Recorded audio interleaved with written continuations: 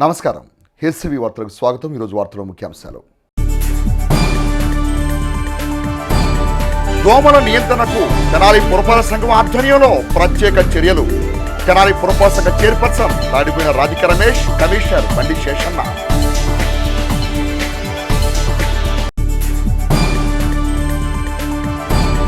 ప్రయాణికులకు మెరుగైన సేవలు అందించడమే ఏపీఎస్ఆర్టీసీ ప్రధాన లక్ష్యమన్న ఉప మేనేజర్ రాజశేఖర్.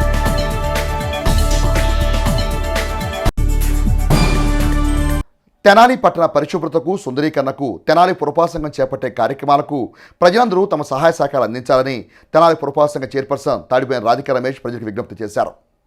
దోమల నియంత్రణ చర్యల్లో భాగంగా తెనాలి పురపాలక సంఘం ఆధ్వర్యంలో శుక్రవారం రజిక చెరువు నందు డ్రోన్ సహాయంతో దోమల మందు పిచికారీ చేశారు.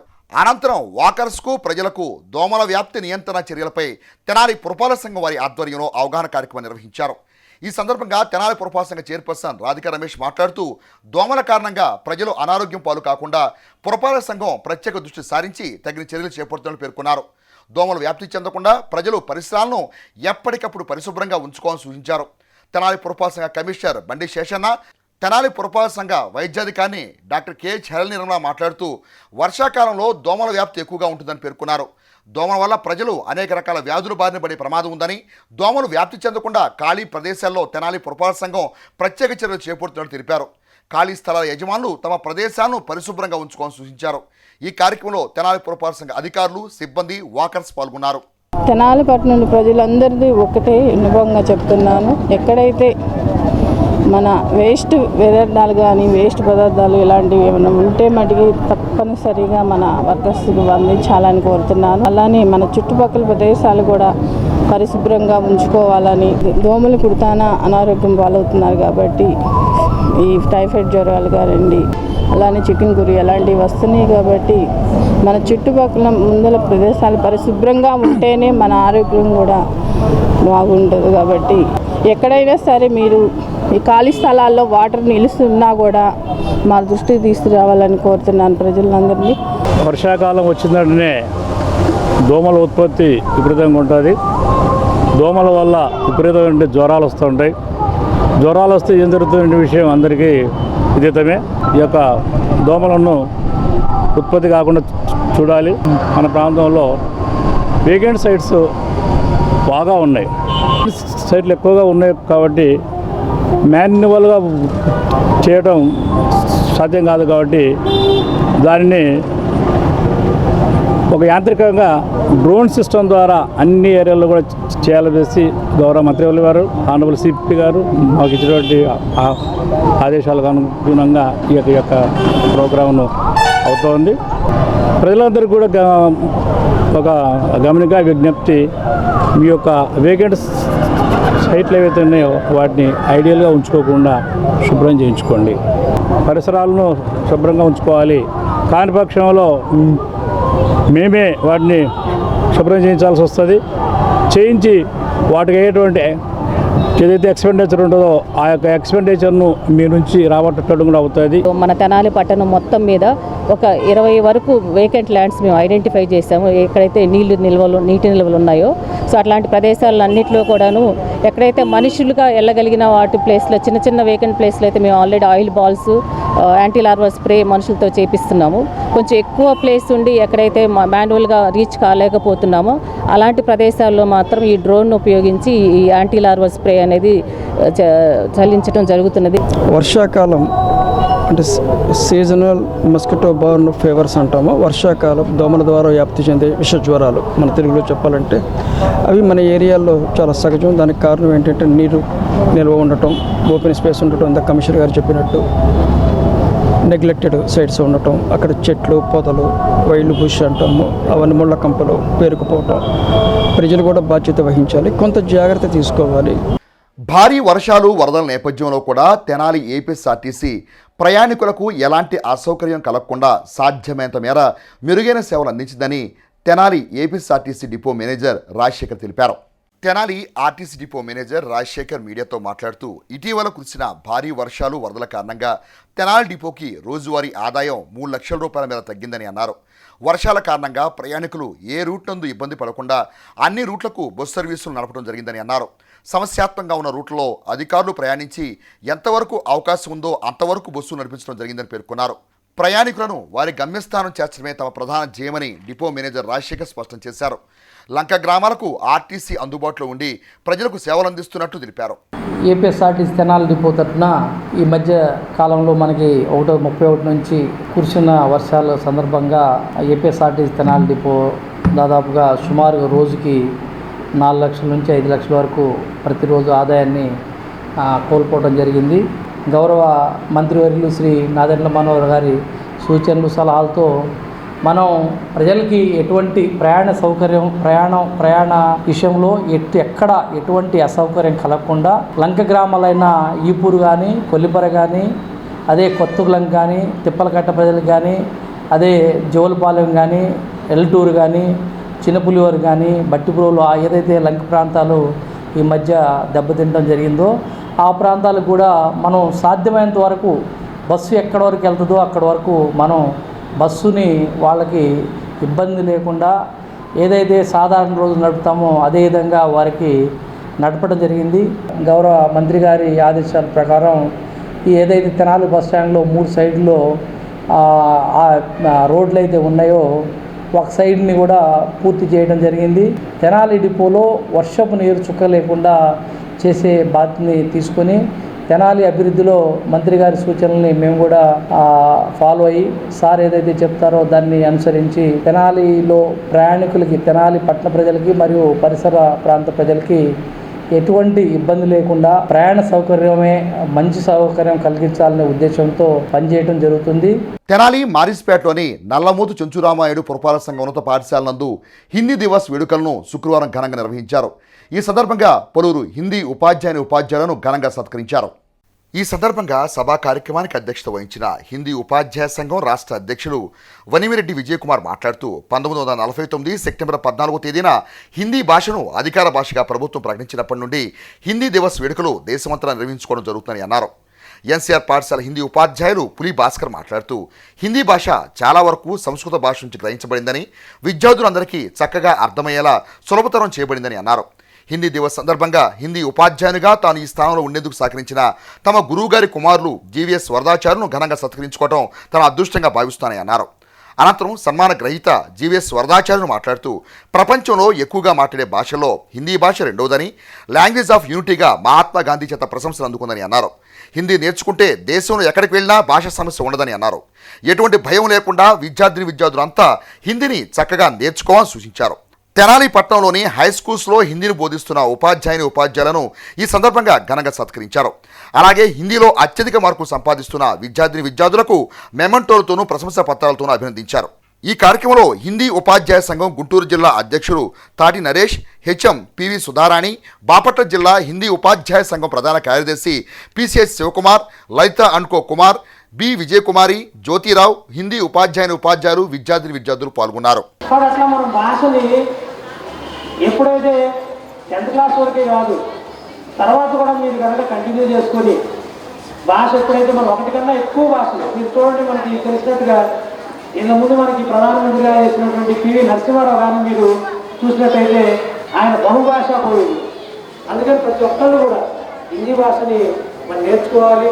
మీ భవిష్యత్తులో ఎక్కడికి వెళ్ళినా కూడా ఇప్పుడు ఇంకా ఏంటంటే మీకు ఈ పాఠశాల స్థాయిలోనే కాకుండా పైకి వెళ్ళిన తర్వాత మీరు చాలామంది చేస్తున్న పని ఏంటంటే ఇంటర్లోనో డిగ్రీలోనో చదువుకోకుండా హిందీ నేర్చుకోవాలనుకున్నటువంటి వాళ్ళకి ప్రాథమిక నుంచి అలాంటి హిందీ పరిశ్రమ ప్రాథమిక మాధ్యమిక 5 చదువుతున్నారు.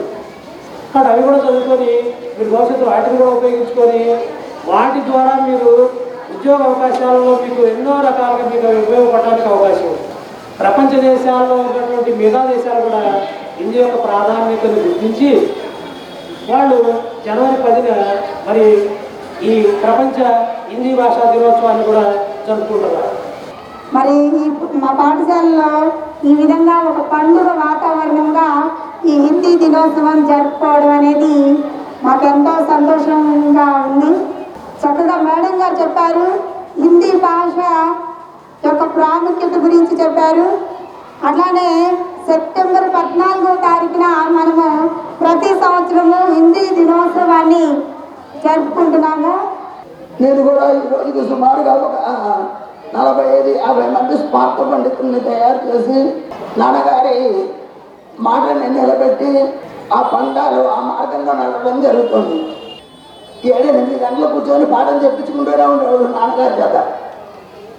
మరి అటువంటి శిష్యుడు మా నాన్నగారికి దొరకడం, దానివల్ల అనేక మంది విద్యార్థుల్ని భావి పౌరులుగా తీర్చిదిద్దడం, ఇదంతా మా గొడవర్తి వారి వంశానికి ఇచ్చినటువంటి పెద్ద వరం అని మేము అనుకుంటాం. ఎందుకంటే ప్రపంచానికి వెలుతురు కావాలంటే భాస్కరుడు కావాలి.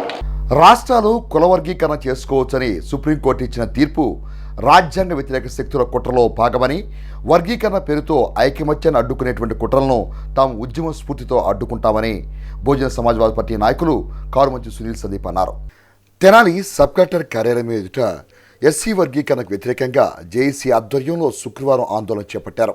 ఈ సందర్భంగా బహుజన సమాజ్వాదీ పార్టీ నాయకులు కారుమంచి సునీల్ సందీప్ మాట్లాడుతూ తమ పార్టీ వర్గీకరణకు పూర్తి వ్యతిరేకమని అన్నారు. ప్రభుత్వాలు కులగణన చేసి అందుకు అనుగుణంగా తమ జాతి అభివృద్ధికి చర్యలు తీసుకోకపోగా కొన్ని రాజ్యాంగ వ్యతిరేక శక్తులతో కలిసి విభజన పేరుతో విచ్ఛిన్నం చేసే కుట్ర చేస్తున్నారని ఆరోపించారు.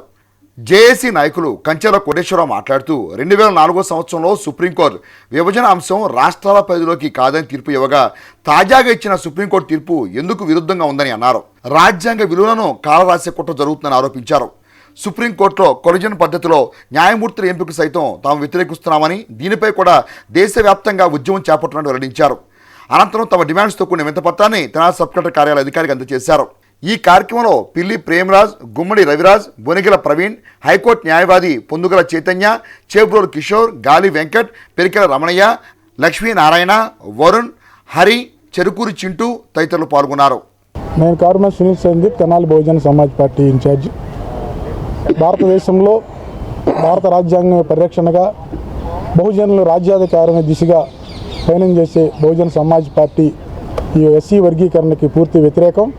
ఎందుకంటే 77 సంవత్సరాల స్వతంత్ర భారతదేశంలో ఎస్సీ, ఎస్టీ, బీసీ మైనారిటీలు ఈనాటికి అత్యాచారాలు, అఘాయిత్యాలు, వెలివేతలు వీటన్నిటికీ గురవుతున్న కనీసం ప్రభుత్వాలు కులగణన చేసి మరి ఎస్సీ రిజర్వేషన్లు పెంచి బలోపేతం చేసి కులాలని ఈ జాతుల్ని అభివృద్ధి పరచకపోగా కొన్ని శక్తులతో స్వార్థపూరితమైన వ్యక్తులతో మరి ఇట్లా విభజించి పాలించే కుట్రపూరితమైనటువంటి రాజకీయాలు చేయటం అనేది చాలా దారుణం. బహుజనుల రాజ్యాధికారం మరి బలంగా విస్తృతంగా మరి రాజ్యాధికారం పోరాడుతున్న ఈ సమయంలో మరి ఎస్సీ వర్గీకరణ అనే ఒక అంశాన్ని ప్రాతిపదికన తీసుకొచ్చి మనవాదులకు పావుగా ఉండేటువంటి వ్యక్తిని వాడుకొని ఈ విధంగా కలిసి ఉన్నటువంటి కులాలను విడదీసి ఎన్నటికీ రాజ్యాధికారం పొందకూడదు అనే ఒక కుట్ర ఈ భారతదేశంలో జరుగుతూ ఉంది. అందరూ ఐక్యతతో ఉండాలి. వర్గీకరణ పేరుతో మనల్ని విభజించి పరిపాలిస్తూ ఉన్నారు. ఈ మనువాదపు రాజకీయ కుటిలమైన కుట్రను అంతం చేసి ఏకంగా ఉండి భవిష్యత్తులో రాజ్యాధికారం వైపు కొనసాగాలని బహుజన సమాజ్ పార్టీ వైపు తెలియజేస్తున్నాను. తరతరాలుగా వెనకబడ్డ కొన్ని జాతులన్నింటినీ డాక్టర్ బాబాసాహెబ్ అంబేద్కర్ భారత రాజ్యాంగంలో ఆర్టికల్ 341, 342 కింద వాళ్ళకి రక్షణ కల్పిస్తూ వాళ్ళకి ప్రత్యేకమైన హోదా కల్పించి ప్రెసిడెన్షియల్ లిస్టులో పెడితే దానిని 75 సంవత్సరాల తర్వాత వచ్చిన కొత్తగా తీర్పులు ఇవ్వడానికి వచ్చిన న్యాయమూర్తులు ఒకరి భాషను చెప్పి దానికి అతుకులేసినట్టుగా ఆ లిస్టుని సవరించడానికి వీలు కాక అనేకమైన సెక్షన్లని చెప్పి ఆర్టికల్ 14 కింద సమాన హోదా హక్కులు కల్పించడం అనే వంక చూపించి నిన్న ఇచ్చిన తీర్పులో చెప్పారు.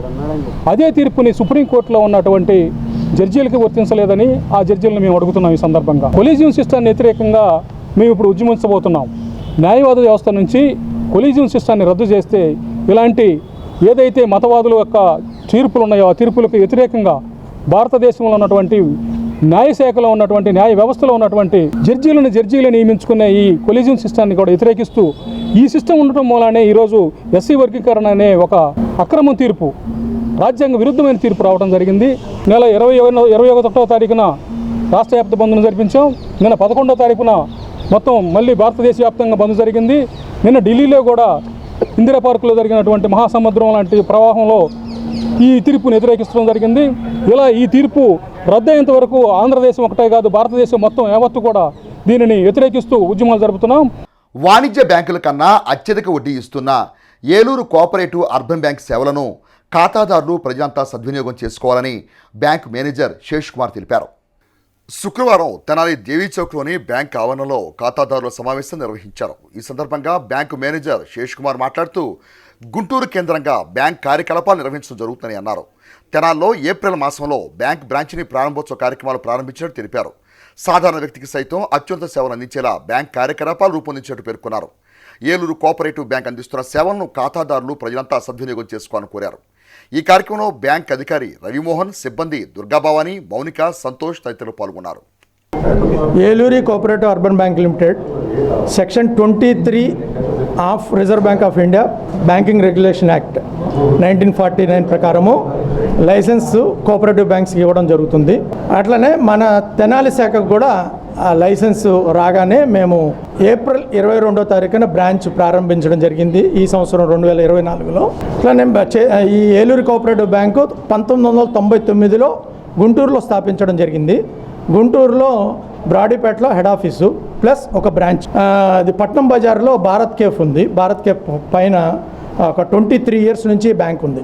కమర్షియల్ బ్యాంక్స్ సర్వీసెస్ అందజేస్తున్నాయో అదే సర్వీసెస్ మేము కూడా అందజేస్తున్నాము. ప్రస్తుతం 4 బ్రాంచెస్ లైసెన్సెస్లో నెక్స్ట్ మంత్ గోరంట్లలో ఓపెన్ అవుతుంది. అట్లానే ఆ నెక్స్ట్ మంత్ నర్సరావుపేట బ్రాంచ్, ఇంకోటి గొల్లపూడి కూడా లైసెన్స్ వచ్చి ఉన్నది. గొల్లపూడి మాత్రం ఒక 3-4 నెలల్లో ఓపెన్ అవుతుంది. అప్పటికి మా ఈ బ్రాంచెస్ మొత్తం 8 అవుతాయి టోటల్గా. ఇప్పటికి మాకు 200 కోట్లు ఇది బిజినెస్ ఉంది. సో ఇది మేము ఇంకా ముందుకు తీసుకెళ్ళడానికి మీ సహకారంతో, కస్టమర్ సహకారంతో ముందుకు తీసుకెళ్ళడానికి ప్రయత్నిస్తున్నాం. సినిమాలు, సోషల్ మీడియా, ఓటీటీలు వినోదాత్మక రంగాన్ని శాసిస్తున్న ప్రస్తుత తరుణంలో భారతీయ సాంప్రదాయ నృత్యాలైన కూచిపుడి, భరతనాట్యం తదితర సాంప్రదాయ నృత్యాలు రోజురోజుకి కనుమరుగవుతూ ఉన్నాయి. అయితే వినాయక చవితి మహోత్సవ వేడుకల్లో ఈ సాంప్రదాయ నృత్యాలకు తగు ప్రాధాన్యత కల్పించడం విశేషమనే చెప్పాలి. తెనాలి రజిగి చెరువు సమీపంలో శ్రీ సాయిరాం యూత్ వారి ఆధ్వర్యంలో నిర్వహిస్తున్న గణనాథుని మహోత్సవాల్లో భాగంగా గురువారం సాయంత్రం పలు సాంప్రదాయ సాంస్కృతిక కార్యక్రమాలు నిర్వహించారు. ఈ కార్యక్రమాలు అందరినీ అలరించాయి. కాలం మారుతున్న కొద్దీ వినాయక చవితి పండుగ వేడుకలు ఘనంగా జరుపుకోవటం, ప్రతి కూడల్లోనూ ఉత్సవ కమిటీ సభ్యులు విగ్రహాలను ఏర్పాటు చేయటం, వినాయక చవితి వేడుకలను అంబరాన్నంటేలా ఘనంగా నిర్వహించడం పరిపాటిగా మారిపోయింది. మారుతున్న కాలం, అలవాట్లతో పాటు వినాయక చవితి వేడుకలు కూడా మారుతూ ఉన్నాయి. పవిత్ర వినాయక చవితి వేడుకల మండపాల్లో సినిమాల్లోని వల్గర్ పాటలు పెట్టడం, రికార్డు డ్యాన్సులు చేయడం నేడు సాంప్రదాయంగా మారిపోవడం దురదృష్టకరం. కాగా కొడిగడుతున్న వినాయక చవితి సాంప్రదాయ వేడుకలు, సంస్కృతి సాంప్రదాయాలను పునరుజ్జింపజేసే దిశగా కొందరు వినాయక చవితి నిర్వాహకులు అడుగు ముందుకు వేయటం ఒక శుభపరిణామనే చెప్పాలి. తెనాలి రజిగి చెరువు సమీపంలోని సాయిరాం యూత్ వారి ఆధ్వర్యంలో వినాయక చవితి వేడుకలు గత 12 సంవత్సరాలుగా వైభవంగా కొనసాగుతున్నాయి. ఈ పర్యాయం కూడా వీరి ఆధ్వర్యంలో అంబరాన్నంటేలా చవితి వేడుకలు జరుగుతున్నాయి. ఈ వేడుకల్లో భాగంగా గురువారం సాయంత్రం నిర్వహించిన సాంస్కృతిక కార్యక్రమాలు అందరినీ అలరింప చేయటమే కాకుండా అందరి అభినందనలు పొందాయి. ఈ సాంస్కృతిక కార్యక్రమాల్లో తెనాలి పట్టణానికి చెందిన ప్రముఖ సాంప్రదాయ నృత్య గురువు పెసర్లంక వసంతదుర్గ శిష్య బృందం ప్రదర్శించిన సాంప్రదాయ జానపద నృత్యాలు అందరినీ అలరించాయి. సాంప్రదాయ గీతాలకు, జానపద గేయాలకు హావభావాలు ప్రదర్శిస్తూ చిన్నారులు అభినయించిన నృత్య ప్రదర్శనలు అందరినీ అబ్బురపరిచాయి. చిన్నారులు తూముపాటి వినీష, తూముపాటి పవనశ్రీలు చేసిన నృత్యాలకు ప్రేక్షకులు కరతాళ ధ్వనులతో హర్షధ్వానాలు చేస్తూ అభినందనలు తెలిపారు. పండుగలు సంస్కృతి సాంప్రదాయాలకు పట్టుకొమ్మలు. అలాంటి పండుగలు సాంప్రదాయ విలువలను నిలబెట్టాలే కానీ దిగజార్చకూడదు. కార్పొరేట్ విద్యా వ్యవస్థ, ఒత్తిడి విద్య, మార్కుల పోటీ, సెల్ ఫోన్, టీవీ ఛానల్ ఉన్న ప్రస్తుత యుగంలో పండుగలు సంస్కృతి సాంప్రదాయాలకు పట్టుకొమ్మలు. అలాంటి పండుగలు సాంప్రదాయ విలువలను నిలబెట్టాలే కానీ దిగజార్చకూడదు. కార్పొరేట్ విద్యా వ్యవస్థ, ఒత్తిడి విద్య, మార్కుల పోటీ, సెల్ ఫోన్, టీవీ ఛానల్ ప్రస్తుత యుగంలో సాంప్రదాయ సాంస్కృతిక నృత్యాలు నేర్చుకుంటున్న విద్యార్థులు, వారిని ఆ విధంగా ప్రోత్సహిస్తున్న వారి తల్లిదండ్రులు, విద్యను నేర్పుతున్న గురువులు అభినందనీయులనే చెప్పాలి.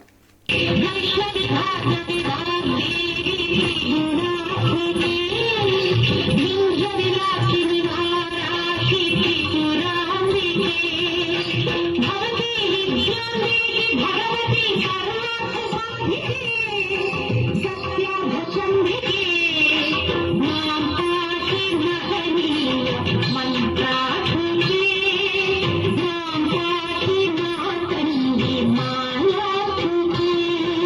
ఉత్సవాల్లో భాగంగా తెనాలి పట్టణంలోని 29వ వార్డు సుల్తానాబాద్ నందు ఐసిడిఎస్ వారి ఆధ్వర్యంలో లబ్ధిదారులకు పోషకాహారంపై అవగాహన కార్యక్రమాన్ని శుక్రవారం నిర్వహించారు. ఈ సందర్భంగా సిడిపిఓ డాక్టర్ ఎం సునీత మాట్లాడుతూ పోషకాహార మాసోత్సవాలను పురస్కరించుకొని అతి తక్కువ ఖర్చుతో ఎక్కువ పోషక విలువలు కలిగిన ఆహారాన్ని తీసుకోవడం గురించి లబ్ధిదారులకు వివరించినట్టు తెలిపారు. చిన్నపిల్లలు, గర్భిణీ, బాలింత మహిళలు పౌష్టికాహారం ఏ విధంగా తీసుకోవాలనే అంశంపై అవగాహన కల్పించినట్టు తెలిపారు. పిల్లల ఎదుగుదల, మహిళా రక్తహీనత తగ్గుదల అంశాల గురించి వివరించినట్టు తెలిపారు.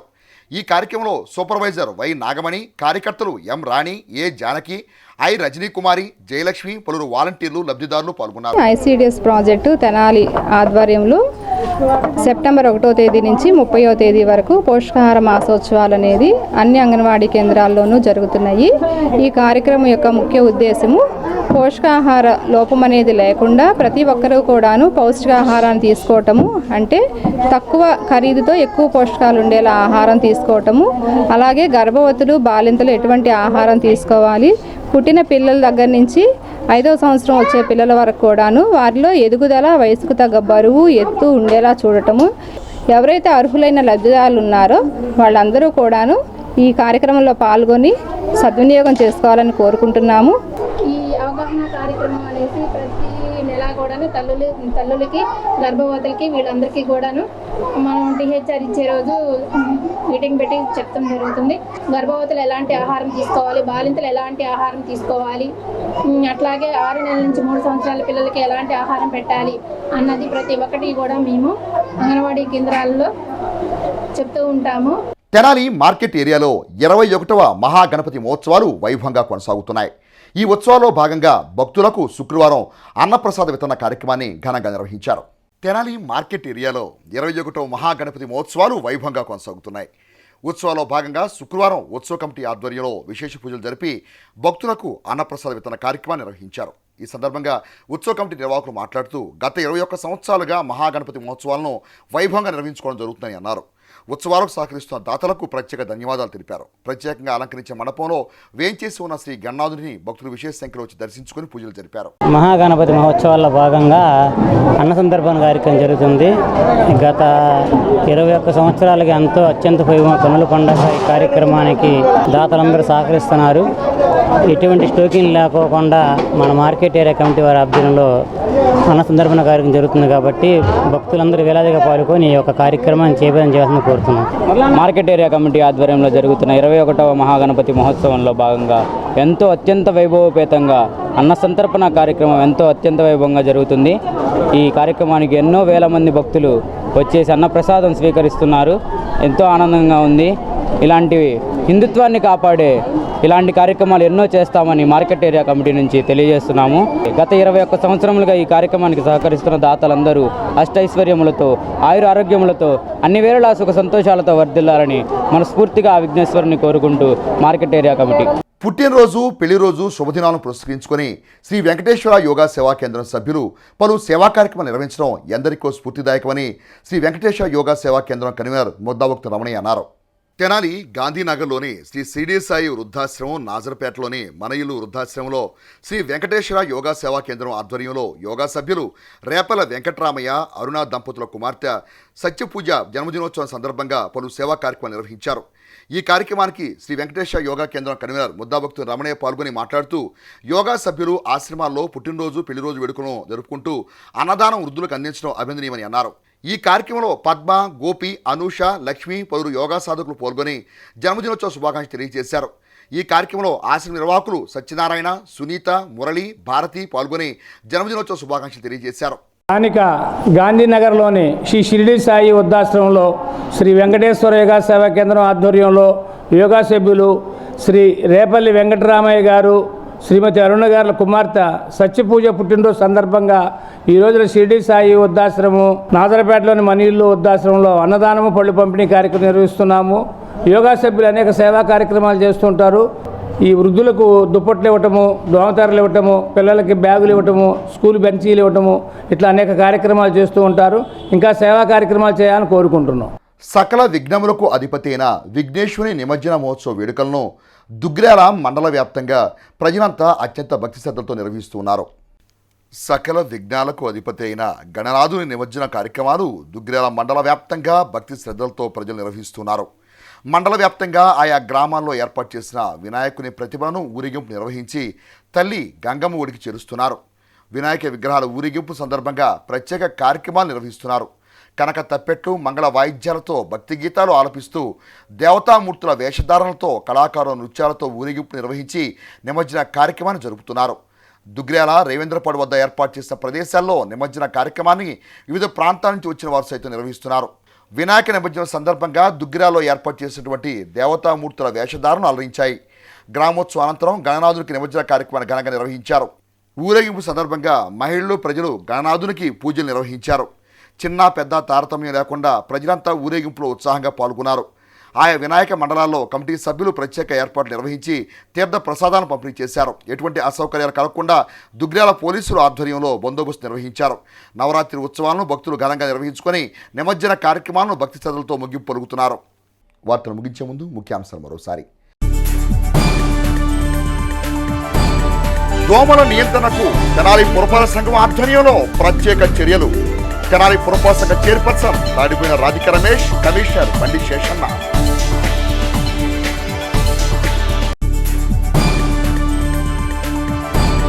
ప్రయాణికులకు మెరుగైన సేవలు అందించడమే ఏపీఎస్ఆర్టీసీ ప్రధాన లక్ష్యమన్న డిపో మేనేజర్ రాజశేఖర్.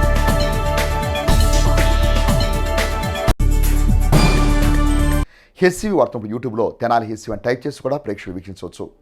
హెచ్సివి వార్త సమాప్తం. నమస్కారం.